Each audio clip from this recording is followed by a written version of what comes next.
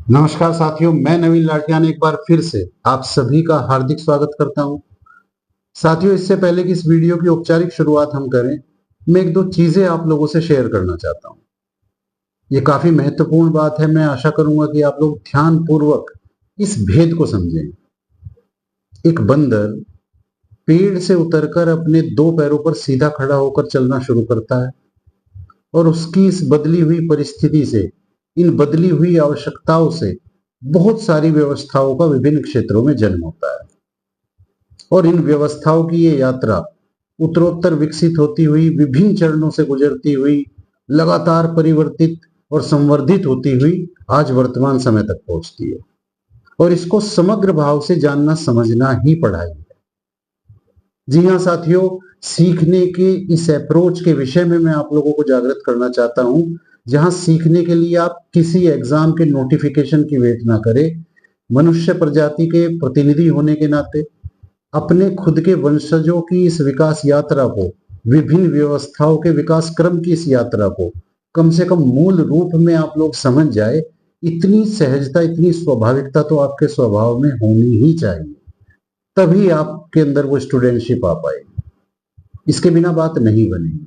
जितना हम सहज रहते हैं साथियों, उतना हम अधिक सीखते हैं।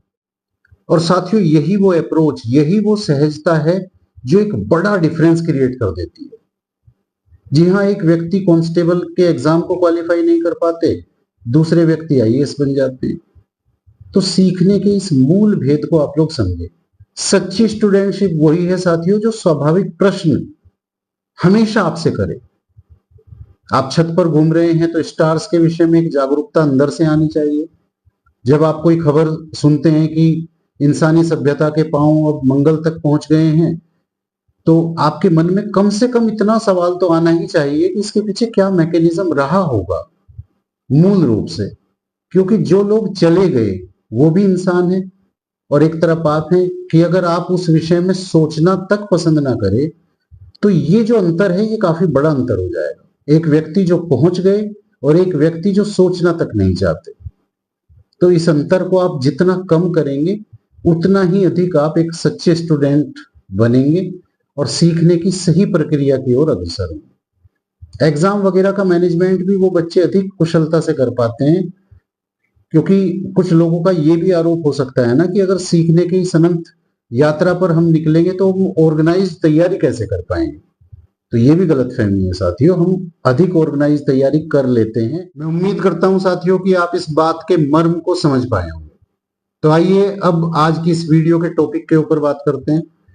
देखिए, आप में से काफी बच्चों को पता होगा, जो नए हैं मैं उनको बता देता हूं कि हम लोग जो फरवरी 2024 में उत्तर प्रदेश पुलिस कांस्टेबल की परीक्षा संपन्न हुई थी 4 पालियों में, उनमें पूछे गए मानसिक अभिरुचि के प्रश्नों को हल कर रहे हैं। इस संदर्भ में हम 3 वीडियो पूर्व में भी बना चुके हैं, आप लोग उनको विजिट करें, देखें, जो बच्चे हैं, जो स्टूडेंट है इससे संबंधित। आज ये उसी श्रृंखला की चौथी और अंतिम वीडियो है, जिसमें हम 18 फरवरी 2024 को जो द्वितीय पाली में प्रश्न पूछे गए हैं मानसिक अभिरुचि के, उनको हल करेंगे इस वीडियो के माध्यम से। तो अब और अधिक समय न लेते हुए आइए सीधे प्रश्नों की ओर चलते हैं। तो आइए शुरू करते हैं और देखते हैं आज की अपनी इस वीडियो के पहले प्रश्न को। पहला प्रश्न है, एक पुलिस अधिकारी के रूप में मेरे द्वारा इस पेशे को चुनने का प्राथमिक कारण क्या है। देखिए बच्चों, इस तरह के प्रश्न आप कॉमन सेंस के आधार पर भी सोल्व कर सकते हैं, क्योंकि ये काफी सरल और सीधे होते हैं। बस ये है कि आपका जो सोचने का ढंग है उसकी दिशा सही होनी चाहिए। देखिए, पहला ही हमारा आंसर है देश की सेवा करने का अवसर, तो यही हमारा सर्वश्रेष्ठ विकल्प हो जाएगा, यही सही आंसर हो जाएगा। अन्य जो 3 विकल्प हैं, नौकरी की सुरक्षा है, या अपराधियों को पकड़ने का उत्साह है, या यह नौकरी हमें अधिकार और शक्ति देती है, ये तीनों निसंदेह इस नौकरी से जुड़ी खासियतें हैं, ये आपको आकर्षित भी करती है।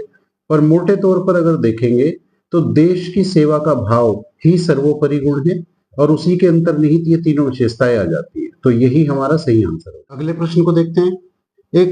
आप एक पुलिस अधिकारी के रूप में तैनात हैं। कॉलेज परिसर में छात्र राजनीतिक समूहों के बीच हिंसक झड़पें शुरू हो गई है। एक प्रभारी अधिकारी के रूप में आपको क्या करना है। देखिए, प्रश्नों के विकल्पों को देखने की हड़बड़ी में ना रहे आप लोग। सबसे पहले इस तरह के प्रश्नों पर अपनी एक बेसिक समझ आप डेवलप करें। परिस्थिति आपको जितना स्पष्ट रहेगी, विकल्पों पर विचार उतना ही तर्कपूर्ण रहेगा आप लोगों का। तो परिस्थिति हमारी क्लियर है कि हिंसक झड़पें जो चल रही है उसकी इंटेंसिटी को कंट्रोल किया जाना सर्वोच्च प्राथमिकता है हमारी अभी। तो इसी आधार पर देखें विकल्पों को। उपद्रवियों को रोकने के लिए यदि आवश्यक हो तो बल का प्रयोग करना चाहिए। देखिए यही हमारा सर्वश्रेष्ठ विकल्प, यही हमारा आंसर हो जाएगा दोस्तों। अगर इंटेंसिटी को कम करने के लिए इससे अधिक उपयोगी कदम कोई अन्य विकल्प के रूप में मौजूद है तो वो सही आंसर हो जाएगा, लेकिन ऐसा नहीं है।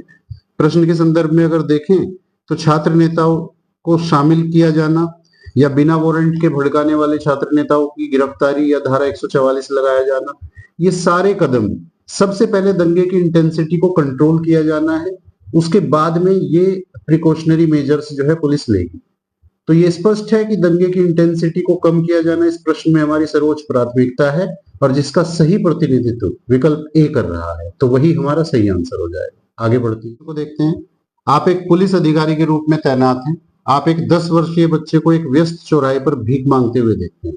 भारत के किशोर न्याय कानूनों के अनुसार आपको क्या एक्शन लेना है? देखिए 10 वर्षीय बच्चा है, जाहिर सी बात है उसकी शिक्षा नहीं ही हुई है। इसके अलावा वो गरीब भी है, माँ बाप भी उसके केयरिंग नहीं है, या हो सकता है वो अनाथ भी है। तो इन तमाम परिस्थिति में आपकी निगाह उस बच्चे पर जाती है, ऐसे में आप क्या एक्शन लेंगे? आपके विकल्प है कि परामर्श प्रदान करेंगे या चेतावनी जारी करेंगे। देखिए परामर्श ग्रहण करने के लिए उसकी आयु और बुद्धि दोनों ही अभी छोटी है, तो ये विकल्प हमारा खारिज हो जाता है। उसके माता पिता को अभिरक्षा लेने के लिए सूचित करना चाहिए। माता पिता अगर जिम्मेदार होते तो ये नौबत ही ना आती, इसकी अधिक संभावना है। इससे बेहतर विकल्प की तलाश करते हैं। उसे सरकारी किशोर आश्रय गृह में ले जाना चाहिए। देखिए यही भारत के किशोर न्याय कानूनों के अनुसार एक सही प्रक्रिया रहेगी बतौर पुलिस अधिकारी, क्योंकि इस कानून के अनुसार जो बेसहारा निराश्रित बच्चे होते हैं उनको सरकारी किशोर आश्रय गृह में ले जाकर उनकी 6 से 14 वर्ष की एक अनिवार्य शिक्षा का भी एक प्रोविजन है, वो भी उनको दिलाना है। तो यही प्रश्नानुसार हमारा सही आंसर हो जाएगा। अगले प्रश्न को देखते हैं। आप एक पुलिस अधिकारी के रूप में तैनात हैं। अस्पतालों से नवजात शिशु की चोरी के और मामलों को रोकने के लिए आपके एरिया में एक हॉस्पिटल है जहां से छोटे बच्चे, जन्म के बाद जो छोटे बच्चे होते हैं शिशु, उनको जो है चोरी कर लिया जा रहा है हॉस्पिटल से। जच्चा बच्चा वार्ड जो होता है, अब आप कॉमन सेंस के आधार पर देखें, आप पुलिस अधिकारी हैं, आप जाएंगे तो सबसे पहले आप क्या काम करेंगे? आप सबसे पहले वहां की सीसीटीवी फुटेज वगैरह को खंगालेंगे। तो बस यही हमारा आंसर भी हो जाएगा और जो हमारा विकल्प जो है वो भी हो जाएगा कि लेबर रूम में प्रवेश और निकास के आसपास सीसीटीवी फीड का विश्लेषण आप सबसे पहले करेंगे। अन्य विकल्प की गुप्त महिला कांस्टेबलों को छद्म गर्भवती के रूप में तैनात करना, इसकी कोई आवश्यकता नहीं है, और अगर कहीं है भी तो सीसीटीवी फीड के निरीक्षण के बहुत बाद में ही कहीं आवश्यकता पड़ेगी। अगर कोई बहुत ही ऑर्गेनाइज्ड गिरोह ऐसा कोई काम कर रहा है, वैसे इसकी संभावना कम ही है। सी विकल्प की अवैध व्यापारियों के फोन कॉल को अवरुद्ध करना चाहिए, ये भी प्रासंगिक नहीं रहेगा। प्रसूति वार्ड में आगंतुकों पर प्रतिबंध लगाना चाहिए, ये भी अप्रासंगिक है क्योंकि सब लोग अपने बच्चों से मिलने या रिश्तेदार तो आते ही। तो हमारा विकल्प बी सही हो जाएगा। नेक्स्ट क्वेश्चन को देखते हैं। आप एक पुलिस अधिकारी के रूप में तैनात हैं। धार्मिक रूप से संवेदनशील इलाके में दंगे भड़क उठते हैं जिनके लिए अतिरिक्त बल की आवश्यकता होती है आपको। देखिए थोड़ा सा ट्रिकी क्वेश्चन है क्योंकि इसमें अतिरिक्त बल की आवश्यकता है। बाकी ये बात हम लोग पूर्व के प्रश्नों में देख चुके हैं कि दंगे या हिंसा भड़कने की स्थिति में उसकी तीव्रता को, उसकी इंटेंसिटी को कंट्रोल किया जाना सर्वोच्च प्राथमिकता रहती है हमारी। लेकिन यहाँ दिक्कत यह है कि यहाँ हमारे पास फोर्स नहीं है। अब इस रोशनी में हम विकल्पों पर विचार करेंगे दोस्तों। पूर्व के उपद्रवियों की निवारक गिरफ्तारियां, देखिए ऐसा अगर हम करते तो दंगे भड़कने से पहले करते तो ये उतना प्रासंगिक नहीं रह गया है। दूसरा विकल्प की सुलह और शांति की अपील करने के लिए समुदाय के बुजुर्गों के साथ बात करनी चाहिए।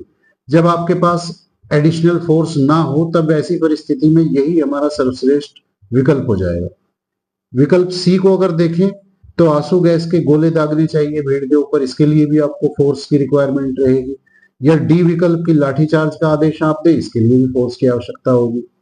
और अगर इंटेंसिटी को कम करना इतना अनिवार्य है कि आप कम से कम फोर्स के साथ भी वही विकल्प का चयन करें, तब सी और डी समानार्थी विकल्प ना रहते। आंसू गैस के गोले दागना या लाठीचार्ज करने में कोई बुनियादी अंतर नहीं है। अगले प्रश्न को देखते हैं। आप एक जांच अधिकारी है। दंगे के आरोपी एक राजनीतिक नेता ने पदोन्नति की पेशकश करके आरोप वापस लेने का अनुरोध किया है। आपको क्या करना है? देखिए, सरलतम प्रश्न है ये। पूर्व की 3 पालियों में संपन्न परीक्षा, जिनकी 3 वीडियो हम लोग ऑलरेडी बना चुके हैं, हर पाली में एक एक प्रश्न इस तरह का हमारे सामने आया है। इनका एक बड़ा सिंपल सा भाव होता है कि भाई जो पुलिस की नौकरी के प्रति एक कर्तव्य बोध है, भाव है, कर्तव्य परायणता है, उसका आदर्श आपका कितना ऊंचा है और आप अपना काम सही से करते हैं या नहीं करते हैं। तो बस बड़ा सिंपल है। और इस आधार पर देखें तो जो तीसरा विकल्प है कि प्रक्रियाओं के अनुसार निष्पक्ष जांच करनी चाहिए, वही हमारा सही आंसर हो जाए। अगले प्रश्न को देखते हैं। ये भी पहले प्रश्न की तरह ही एक आसान प्रश्न है, हालांकि इसकी भाषा थोड़ी सी, आपको ये प्रश्न थोड़ा सा लेंदी लगेगा और लेंदी होने की वजह से आपको जो है अपने विचारों में कोई कंफ्यूजन नहीं क्रिएट करना है। प्रश्न की भाषा इस तरह की रखी जाती है जानबूझकर कि आप लोग थोड़ा सा उलझे, थोड़ा सा दिमाग लगाएं, लेकिन इनका भाव एकदम स्पष्ट होता है कि आपकी कर्तव्य परायणता की, वरिष्ठों के निर्देशों का जो अनुपालन आप करते हैं, पुलिस मैनुअल का आप कितना सम्मान करते हैं, इन सब चीजों की जांच की जाती है इसके माध्यम से। और पूर्व में संपन्न जो 3 पालियों में परीक्षा थी, हर एक पाली में एक एक प्रश्न, मतलब कुछ सेट्स ऑफ क्वेश्चंस हैं जो हर पाली में ही पूछे जा रहे हैं।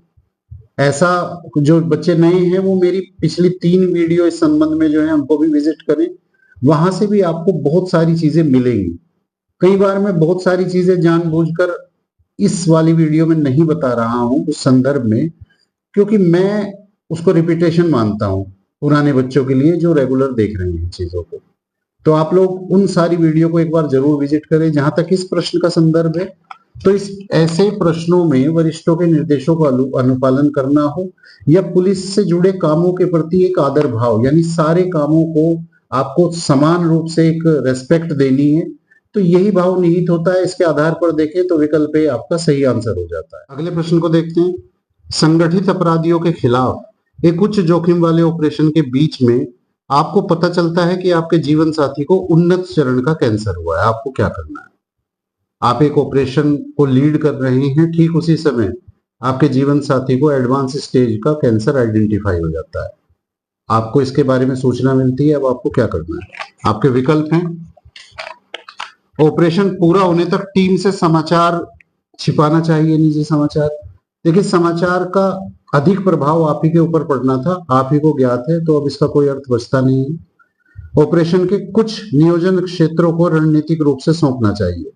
देखिए, इसकी कोई आवश्यकता नहीं है क्योंकि उच्च जोखिम शामिल है प्रश्नानुसार इसमें, और बतौर नेतृत्वकर्ता आपकी दृढ़ता और धैर्य की भी परीक्षा की घड़ी है। तो आपको सारा प्रभार अपने ही पास रखकर ऑपरेशन को संचालित करना है। तीसरा विकल्प की यह आशा करते हुए कि परिवार उपचार संभाल लेगा, ध्यान केंद्रित रखना चाहिए। यही हमारा सही आंसर हो जाएगा, क्योंकि एडवांस स्टेज का कैंसर आइडेंटिफाई हुआ है तो उसको एकदम इमीडिएट रिस्पॉन्स की नहीं, एक उचित रिस्पॉन्स की आवश्यकता है। तो परिवार को आप निर्देश दे सकते हैं, तब तक आप बतौर नेतृत्वकर्ता अपने कर्तव्य का निर्वहन भी कर सकते हैं। यही हमारा सबसे व्यवहारिक और सही आंसर हो जाए। अगले प्रश्न को देखते हैं। बम विस्फोट स्थल की जांच करते समय आपको नियतकालिक प्रस्फोटक के रूप में इस्तेमाल किया गया एक क्षतिग्रस्त मोबाइल फोन मिलता है। नियतकालिक प्रस्फोटक यानी जो टाइम्ड डेटोनेटर होता है, यानी एक मोबाइल फोन का डेटोनेटर के रूप में इस्तेमाल करके बम विस्फोट को अंजाम दिया जाता है। वहीं उसी साइट पर यह क्षतिग्रस्त मोबाइल फोन भी पड़ा हुआ है, पूरी साइट बिखरी हुई है। ऐसे में बतौर पुलिस अधिकारी काम को करने का सही तरीका आपके हिसाब से क्या होगा? देखिए, हर काम को करने का एक सिस्टमेटिक प्रोसेस होता है। उसी प्रोसेस का जिक्र पुलिस मैनुअल में, जो प्रोफेशनल इंफॉर्मेशन यानी व्यावसायिक सूचना जो आपके सिलेबस में डिफाइंड टॉपिक है, उसके अंतर्गत इस तरह की सावधानियों का जिक्र किया गया है पुलिस के लिए। तो ऐसे विस्फोट स्थल की जांच करते समय सबसे पहले ये अपेक्षित किया जाता है कि आप उस स्थल की फोटोग्राफी करें। किसी भी एविडेंस को छूने या छेड़ने से पहले या उसकी मूल स्थिति में परिवर्तन करने से पहले आप वहां की फोटोग्राफी करें, ताकि भविष्य में किसी रेफरेंस में वो काम आ सके। क्योंकि जांच बहुत करवटें बदलती है और आपको मूल स्थिति को हो सकता है बार बार देखने की आवश्यकता पड़े। तो इस आधार पर अगर देखें तो आपका जो विकल्प बी है कि एंटी स्टैटिक दस्तानों का उपयोग करके हैंडलिंग से पहले मूल विस्फोट स्थिति की तस्वीर लेनी चाहिए, यही हमारा आंसर। अगले प्रश्न को देखते हैं साथियों। एक पुलिस अधिकारी के रूप में आप घरेलू हिंसा से पीड़ित किसी महिला की शिकायत का जवाब देते हैं।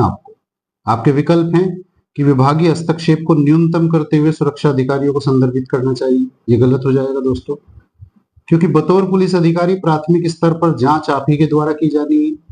दूसरा, ये प्रकरण कुछ ऐसी विशिष्टताएं रखता हुआ दिखाई भी नहीं दे रहा है जिससे इसे संदर्भित करना अनिवार्य हो। ना तो ये कोई नेशनल सिक्योरिटी का ऐसा इशू है, ना ये कोई सांप्रदायिक सौहार्द को प्रभावित कर देने की शक्ति या क्षमता रखने वाला कोई ऐसा प्रकरण दिखाई दे रहा है, ना कोई इंटरकास्ट मैरिज से संबंधित कोई चीज है। तो ये तो रोजमर्रा डेली रूटीन में इस तरह घरेलू हिंसा के केसेस आपके सामने आते रहते हैं, इसलिए इसकी जांच पूर्ण रूप से आप ही के द्वारा की जानी है। तो ये विकल्प खारिज हो जाएगा।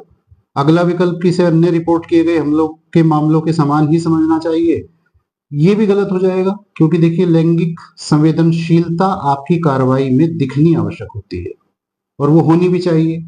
और ये भाव कहीं ना कहीं अल्पसंख्यकों के प्रति कोई मसला हो या लैंगिक संवेदनशीलता से जुड़ा मसला हो, तो उसमें पुलिस की कार्यप्रणाली में एक विशिष्ट व्यवहार अपेक्षित होता है। तीसरा विकल्प की एक महिला सेल प्रतिनिधि से प्रारंभिक चर्चा करानी चाहिए, यही हमारा सर्वश्रेष्ठ आंसर, सही आंसर हो जाएगा। महिला सेल का गठन ही इसलिए किया गया है। अगले प्रश्न को देखते हैं। एक पुलिस अधिकारी के रूप में आपको अल्पसंख्यक समुदाय के खिलाफ प्रोफाइलिंग पक्षपात का आरोप लगाते हुए विरोध का सामना करना पड़ रहा है। देखिए, प्रोफाइलिंग पक्षपात होता है, इंग्लिश में इसको प्रोफाइलिंग बायस कहते हैं। इसका मतलब होता है जब एक समुदाय को केवल नस्ल के आधार पर ट्रीट किया जाता हो, यानी पूर्वाग्रहों से ग्रसित होकर उस नस्ल के व्यक्तियों के साथ, भले वो अपराधी ना भी हो, तब भी अपराधियों जैसा बिहेव किया जाता हो। बार बार चेकिंग के लिए केवल उन्हीं वर्ग विशेष के व्यक्तियों को रोका जाता हो, उनके साथ बेवजह गाली गलौज की जाती हो, तो हम इस बिहेव को प्रोफाइलिंग बायस बिहेव कहेंगे। इसको और अधिक स्पष्टता से समझना चाहें तो आप अमेरिका का एग्जाम्पल ले सकते हैं, जहां श्वेत पुलिसकर्मियों द्वारा अश्वेत नागरिकों के उत्पीड़न के केस सामने आते रहते हैं, या हम कह सकते हैं कि इस तरह के उनके ऊपर आरोप लगते रहते हैं। तो यही प्रोफाइलिंग पक्षपात होता है। उम्मीद है इसके विकल्पों को देखते हैं। समावेशिता प्रदर्शित करने के लिए क्षेत्र बल में विविधता कोटा लागू करना चाहिए। देखिए, पुलिस की डायरेक्ट कार्यप्रणाली का हिस्सा नहीं होती इस तरह की एक्टिविटी, ये सरकार के नीतिगत कार्य हैं दरअसल देखा जाए। देखिए, विविधता कोटा क्या होता है? विविधता कोटा होता है जब किसी अल्पसंख्यक समुदाय को सशक्त बनाने के लिए उसके सदस्यों को किन्हीं विशिष्ट पदों पर नियुक्त किया जाता हो उसी क्षेत्र में, ताकि उस समुदाय को सही प्रतिनिधित्व मिल सके, शक्ति मिल सके और समाज में वो संतुलन बना रह सके, जिसके अंतर्गत वो विविधता और फले फूले। तो इसको विविधता कोटा कहते हैं। तो इस प्रश्न में जहां प्रोफाइलिंग पक्षपात के आरोप लगे हैं और पुलिस को डायरेक्ट आंसर करना है, तो ये उतना प्रासंगिक दिखाई नहीं देता है। आगे बढ़ते हैं। कार्यान्वयन अंतराल को समझने के लिए सामुदायिक चर्चाएं आयोजित करानी चाहिए। देखिए, ये हमारा सही आंसर हो जाएगा, क्योंकि जो इम्प्लीमेंटेशन गैप्स हैं कि भाई पुलिस की नीतियां तो कुछ और हैं, लेकिन इम्प्लीमेंटेशन में वो गैप कहाँ आ रहा है उसको समझने के लिए कम्युनिटी के लोगों से बात ही तो करनी पड़ेगी ना सबसे पहले। तो यही वो पहला स्टेप भी है जो लॉजिकल है। भाई, जो लोग शिकायत करता है उनसे समझना पड़ेगा मुद्दों को, तो यही हमारा श्रेष्ठ आंसर हो जाएगा। अगले प्रश्न को देखते हैं बच्चों। आप में से बहुत सारे ड्रीमर ऐसे होंगे जिनके सपनों में ये सितारे आते रहते हैं। प्रश्न इस प्रकार है कि एक पुलिस अधिकारी के रूप में आपको अपनी वर्दी पर रैंक का प्रतीक चिन्ह पहनना आवश्यक है। पुलिस सेवा में उप निरीक्षक के लिए निम्नलिखित में से कौन सा सही रैंक प्रतीक चिन्ह? 99.99% बच्चे इसका आंसर जानते ही होंगे। भारत में जो पुलिस व्यवस्था है उसके अंतर्गत उप निरीक्षक पद के लिए 2 सितारा रैंक जो है निर्धारित की गई है। प्रश्नानुसार हमारा बी विकल्प सही हो जाएगा।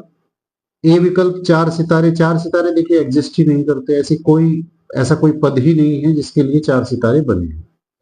3 सितारे निरीक्षक यानी इंस्पेक्टर के लिए होते हैं और 1 सितारा सहायक उप निरीक्षक यानी असिस्टेंट सब इंस्पेक्टर के लिए होता है। आगे बढ़ तो आइए बच्चों, आज की इस वीडियो के अपने अंतिम प्रश्न पर विचार करते हैं। प्रश्न इस तरह है कि एक पुलिस अधिकारी के रूप में आप पर्याप्त चेतावनियों के बाद हिंसक भीड़ पर आंसू गैस का इस्तेमाल करते हैं। पर्याप्त चेतावनियों के बाद, इस शब्द को आप याद रखिएगा। दिशा निर्देशों के अनुसार तितर बितर करने के बाद इनमें से कौन सी कार्रवाई गलत होगी? तो यहाँ हमें गलत कार्रवाई तलाश करनी है। अभी तक जिन प्रश्नों को हम सोल्व करते रहे हैं उसमें सही कार्रवाई ही हमारा सही आंसर होता था। इस वाले प्रश्न के संदर्भ में उल्टा है, यानी कि वो काम ढूंढना है जो नहीं करना है, वही हमारा सही आंसर हो जाएगा। अपने विकल्पों पर विचार करते हैं बच्चों।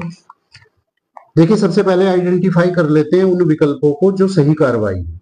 तो जो सही कार्रवाई है उनमें एक तो विकल्प बी आ जाएगा कि क्षेत्र में मीडिया को प्रवेश की अनुमति देना, क्योंकि ऐसे मामलों में मीडिया को प्रतिबंधित नहीं किया जा सकता। दूसरा विकल्प की यदि आवश्यक हो तो चिकित्सा सहायता प्रदान करना, ये भी सही हो जाएगा। तो विकल्प बी और सी तो सही कार्रवाई है। अब बचते हैं विकल्प ए और विकल्प डी के अंतर्गत दिया गया है कि घटना स्थल पर बचे लोगों को गिरफ्तार करना। देखिए, नैतिक रूप से या प्रथम दृष्टया देखने पर ये विकल्प हो सकता है सही ना लगे, लेकिन अगर हम सीआरपीसी की धारा 129 और 130 का संदर्भ देखें, भीड़ के यानी कि जमाव को तितर बितर करने संबंधी प्रावधान वहां दिए गए हैं।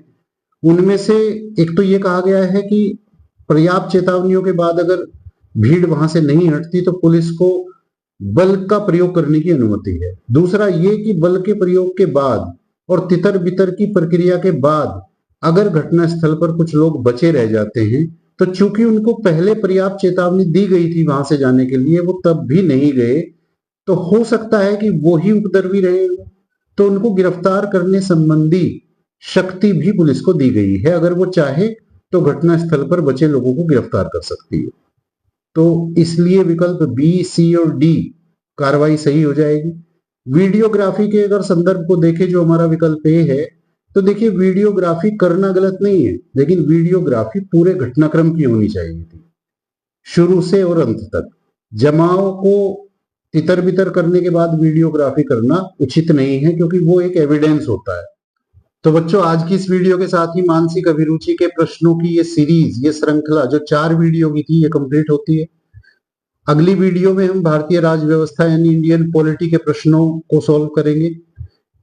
देखिए, हम लोग फरवरी 2024 में जो संपन्न परीक्षा थी 4 पालियों में, उनके सभी प्रश्नों को सॉल्व करेंगे एक एक करके, ताकि हमें एक आइडिया मिल सके और री एग्जाम के लिए जब डेट हमारी डिक्लेयर हो तो उससे पहले हमारा पूरा बेस क्लियर हो चुका हो।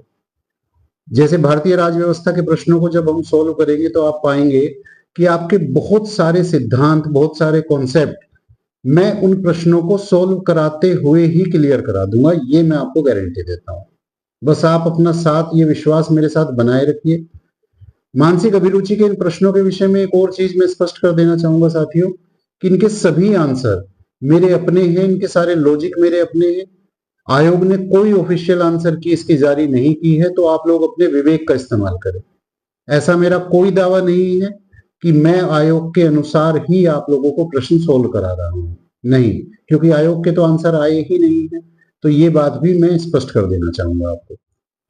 बच्चों देखिए, अभी ये इस यात्रा की शुरुआत है, आपके हमारे रिश्ते की शुरुआत है, जहां से उत्तर प्रदेश पुलिस कांस्टेबल के जरिए हम लोगों ने शुरुआत की है।